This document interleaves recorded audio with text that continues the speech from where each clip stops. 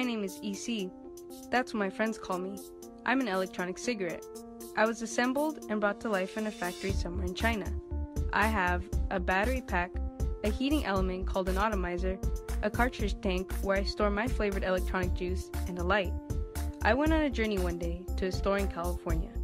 After a few days, I found a new friend named Dax. We spent a lot of time together. He took me everywhere with him.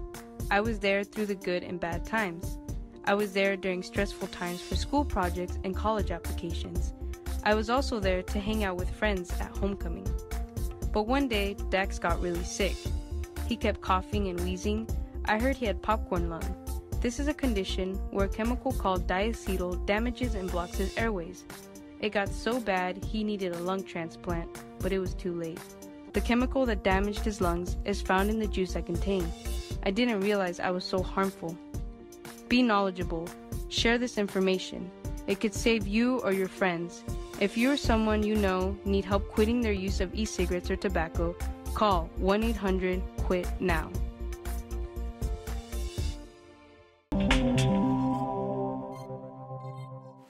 5 people have died from vaping-related lung disease as the number of total cases in the U.S. tops 450.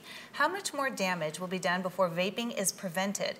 Joining us in studio is Dr. Mona Hacker to discuss the impact of this latest addiction. Thank you so much for joining us. Thank you for having me. And I know that we've talked about this before. We're both moms, so we know that it's a big deal with teens right now.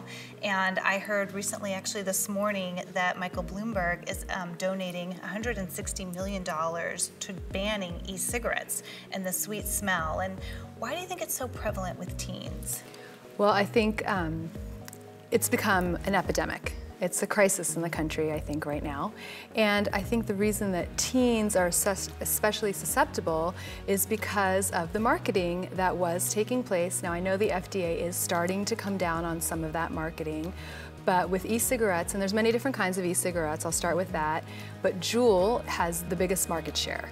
With their sleek design, looking like a flash drive, it's discreet, it's sleek, it's easy, it's accessible to teens.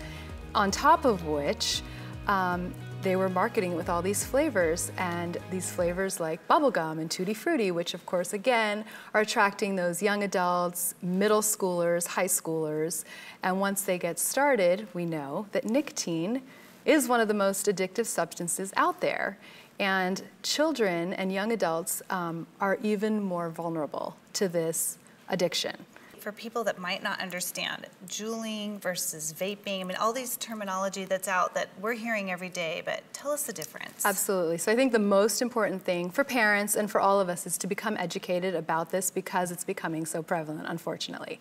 So e-cigarettes are any type of battery-operated device where you basically have a liquid inside that can contain either nicotine or sometimes THC, which is the active ingredient which causes the high in marijuana, and then a bunch of other chemicals. You're vaporizing these chemicals and the nicotine and inhaling it. We talk about juuling because Juul has the biggest market share, and so it's thus become this verb. But you're vaping when you use a Juul as well. So vaping is just the act of using an e-cigarette of any kind. Do you think people are shocked that, you know, we've had deaths? Absolutely, because ironically, e-cigarettes came out as a safer alternative to smoking. And thus, I think people took that as this is safe. And I'm often asked, is this safe? Absolutely, it is not safe. And we know even more so now how unsafe it is. But there's plenty of things we still don't know because those chemicals in that e-liquid that's in there have many different components, which can be, when heated up, can be dangerous. Some of those ingredients, you might read them and say, oh, that's not dangerous, that's not dangerous. Yes, if you ingest it, it may not be, but when you make it a vapor and it's going down into your pulmonary tree, that can become very dangerous, and thus we're seeing. And now I can even tell people it's actually deadly, because now we've had those 5 deaths and hundreds of people hospitalized with this respiratory illness. So there's a lot of different factors when we're thinking about the dangers of vaping. What do you tell parents? I mean, what's the best thing that we can do for our kids? I mean, obviously we tell them this is bad, people are dying, but I mean, what's some real sound advice? So Exactly. It's hard to just tell our kids, this is bad, don't do it. They may listen to that, but that's not the best way to have the conversation. I usually counsel parents to try to make it a more natural conversation, like you're driving by a sign that has something about e-cigarettes, or you hear a story or something's on the news. That's when you bring it up sort of naturally, have a conversation. When you expose yourself, your brain gets connected in a different way. And I think kids, they don't want to have memory loss, they don't want to have concentration problems, and they also don't want to give up control. And when you tell them how they're more susceptible to becoming addicted, they don't want anything to control them, whether it's us or, that. So, you know, there's just different ways, and everyone knows their own children and what might work, but definitely the conversation and being there and watching them and knowing what's going on is key.